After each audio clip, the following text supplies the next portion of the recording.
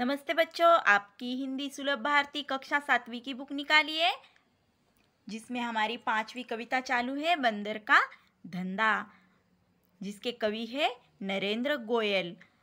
तो नरेंद्र गोयल जी ने हमें इस कविता के माध्यम से जो जंगल की वनस्पतियाँ होती है कितनी उपयोगी होती है इसके बारे में बताया गया है। परिचय देखते हैं। जन्म हुआ है इनका 21 अक्टूबर 1963 पिलखुआ गाजियाबाद उत्तर प्रदेश। इनकी रचनाएं हैं गीतमाला, गीत गंगा, गीत सागर, झूला झूले, चींची चिड़िया आदि। परिचय है इनका। नरेंद्र गोयल जी आप बाल मनोविज्ञान के ज्ञाता माने जाते हैं। आपने बाल उपयोगी बहुत सारी रचनाएं हिंदी जगत को दी है।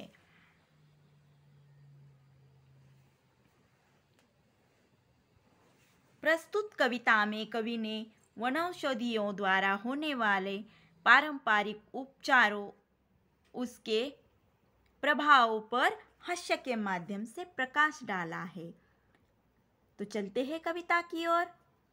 हाथ लगा बंदर के एक दिन टूटा फूटा आला। आला यानी क्या? टेटेस्कोप। जो डॉक्टर के पास रहता है, ऐसा एक टूटा फूटा फेंक दिया हुआ आला उसके हाथ में लगा। झट बंदर ने पेड़ के नीचे कुर्सी मेज ला डाला।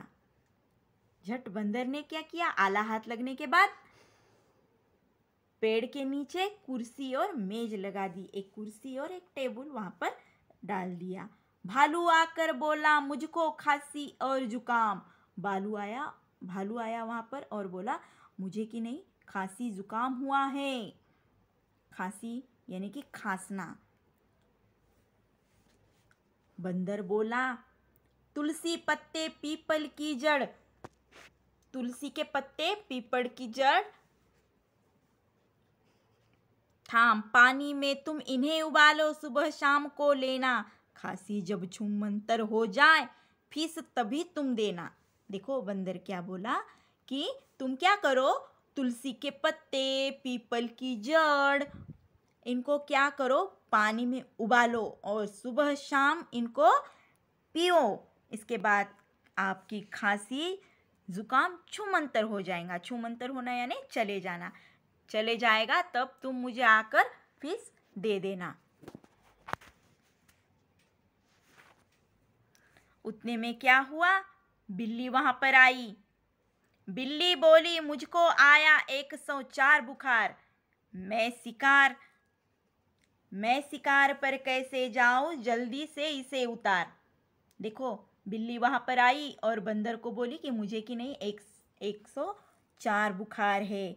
अब मैं शिकार पर नहीं जा पा रही हूँ, जल्दी से इस बुखार को तुम उतारो। बंदर बोला, देखो बिल्ली को क्या बंदर बोला, रसगिल्ले का 3 बार तुम पीना, कल से ही तुम डांस करोगी ईना मीना डीना। देखो क्या बोला कि तुम गिलोय का रस पीना। गिलोय क्या है? एक औषधि वनस्पति है। तो इस गिलोय का रस तुम 3 बार पियो, सुबह दोपहर और शाम को। तो इसे क्या होगा, कल से ही तुम डांस करोगी ईना मीना डीना। तभी वहां पर लोमड़ी आई। देखो तभी लोमड़ी आकर बोली चिकना सुंदर मुझे बनाओ, मैं ही दिखूं सबसे सुंदर ऐसी बूटी लाओ। देखो क्या बोली, मुझे बहुत ही सुंदर दिखना है, मुझे चिकना सुंदर दिखना है, ऐसी कोई बूटी मुझे ला कर दो जिसे मैं सबसे सुंदर दिखूंगी। तब बंदर उसे क्या बोलता है, घी कुंवार तुम दोनों समय लगाओ, चमकेगा कुंदन सा चेहरा फिस मुझे दे जाओ।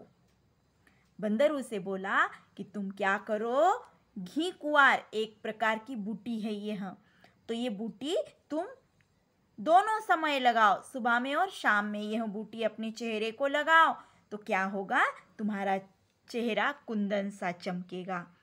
कुंदन सा चमकना यानी कि सोने की तरह, कुंदन यानी सोना, सोने की तरह तुम्हारा चेहरा चमकेगा।